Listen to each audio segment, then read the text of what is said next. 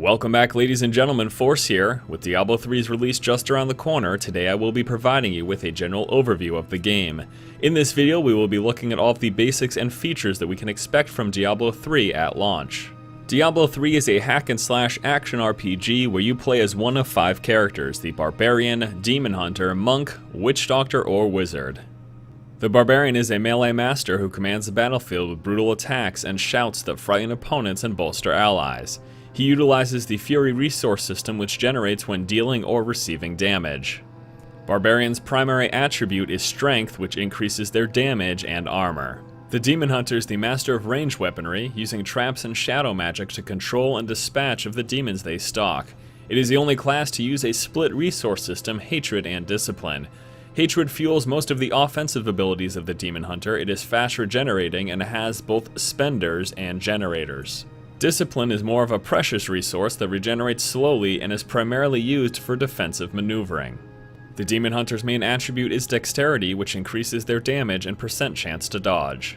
The Monk is a lightning-fast martial-based character who utilizes combos and mantras to assist himself and his allies. The Monk's resource system is Spirit, which is generated by using most of his primary attacks and spent on large devastating finishers. Just like the Demon Hunter, the Monk's main attribute is Dexterity, which increases his damage and percent chance to dodge.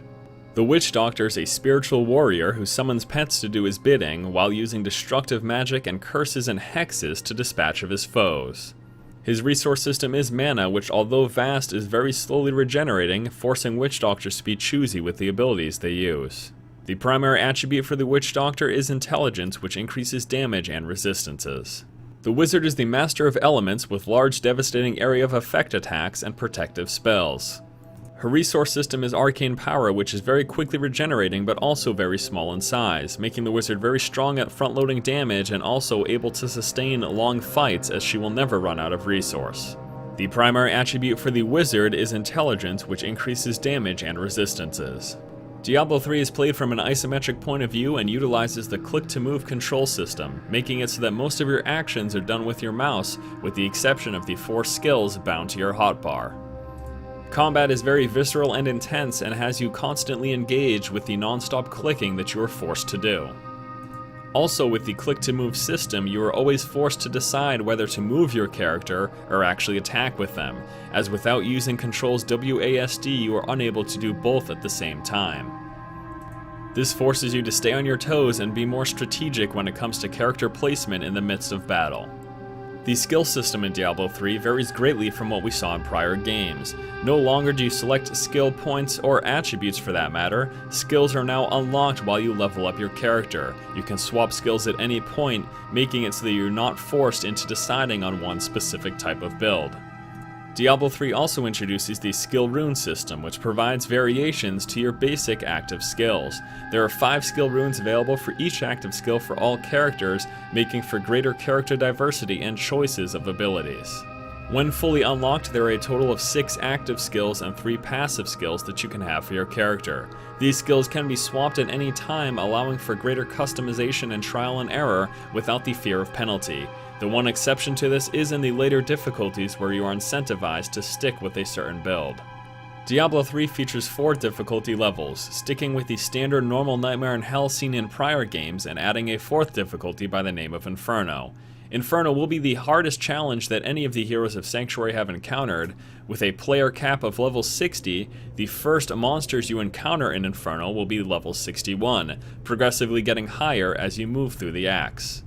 Also in Inferno, the Nephilim Valor buff system is introduced. This incentivizes sticking with one build and tries to make it so that players are not constantly swapping their skills. It does this by granting an extra benefit to Magic and Gold Find whenever you kill champion or rare monster packs while you are sticking with a certain build. This buff will be dropped whenever you happen to switch skills. This is also a stacking buff, so it gets greater as you progress through the game and kill more and more enemies. There is going to be a cap on this, but nevertheless it is a great incentive to stick with one build as you play through the game.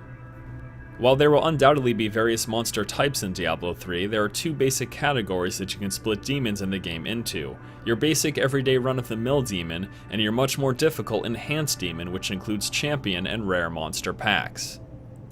Champion and rare monsters are enhanced with various abilities, making them much more difficult to kill and to escape. Increased health, increased damage, increased speed, increased rooting effects, increased abilities, all of these attributes are possible to be added to enhanced monsters, and they get ever more difficult as you progress through the game, with more and more enhancements being added to these champion packs. The real challenge while playing the game in the later difficulties will be how to survive the champion and elite packs that you come up against. Items and gear in Diablo 3 work just as they did in prior games, with a randomized chance of dropping off of any monster. As you progress through the game's difficulties and acts, you have a higher percentage chance to get better items, but it is still completely random. With that as well, the attributes on the items and weapons are also randomized. You are never going to be certain what you will get from any particular piece of gear. There are 16 visual distinct types of gears that you get while you progress through the game. These are not individual pieces of gear, but just visual styles as you progress from the first difficulty through the acts all the way until the last difficulty. In addition to that, there will also be sets and legendary items in the game which do have their own distinct looks. Gear in the game is not character bound and can be swapped to any of your characters or traded with any of your friends at will. Just because you have equipped a certain piece of gear does not mean it is permanently yours. This also allows you to sell these items on the auction house.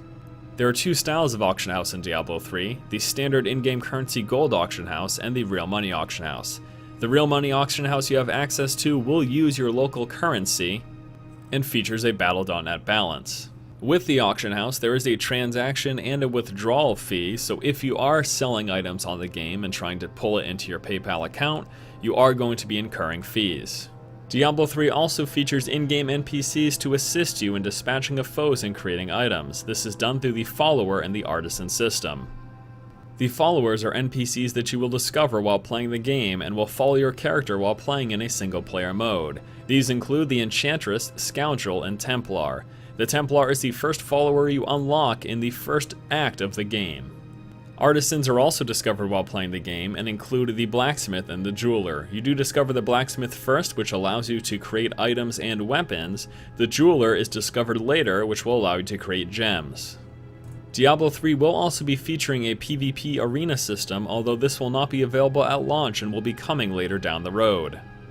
Arena PvP will be done in a team deathmatch style currently set to 4v4, which includes respawns and a kill count. Once a set amount of time has been reached or a total number of kills, one team is the victor. This is meant to be a much more casual system. There will not be global leaderboards, a #1 PvP team, or anything like that. It's more about obliterating your opponents and having them do the same to you. Alright my friends, so that does it for this video. I just wanted to cover all of the basics and features that will be in the game at release. Hopefully you found this informative. If you did, be sure to like and favorite the video. Also be sure to subscribe to my channel and check out the website forstrategygaming.com. Tune in the future for more Diablo 3 content and coverage. Thanks again for watching guys. Keep watching and keep owning.